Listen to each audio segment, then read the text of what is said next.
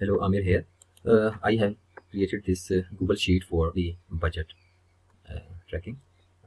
We have the month name and fixed bills amount for that particular month, the budgeted amounts and the actual amounts. We have the income, the budgeted and actual, and similarly the variable costs. And then we have the savings for that month, then the debt payments, and we have the summaries below, like income versus expenses, budgeted and actual, and we have the expenses summary also, which is part of this.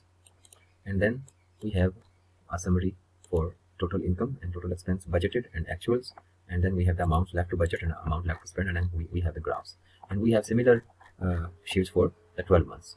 And then we have the graphs here, as you can see, different kind of graphs, and we have a summary sheet. And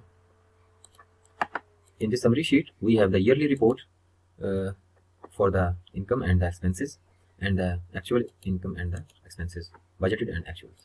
And we have the budgeted figures for all the months for income as well as for the expenses and the difference. And we have the actual figures for the income and the expenses and the difference. Actually, I have entered mock values, dummy values in the sheets, individual sheets. So this is a summary for individual months for January, February up to December. We have the summary. At the bottom we have a report that we can check months with total expense greater than 9,000. If we change this, the report will be updated automatically. For example, if I type over here $10,000, and then I have 2 months in which the expense was more than $10,000.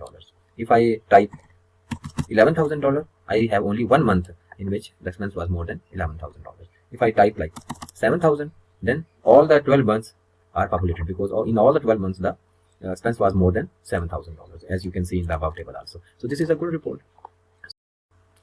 And one more important thing about this planner is that we can change the theme of the planner with just one click. Right now we have this color in the summary sheet. We can select any new color which we want to apply, for example this one, and then we will click the replace color button, and you see the color will be applied on the whole summary sheet everywhere, right?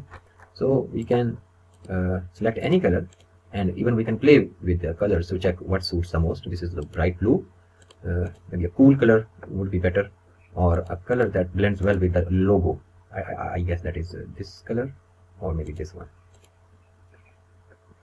So this is a cool feature that I have also incorporated in this. So this is all about this budget tracker.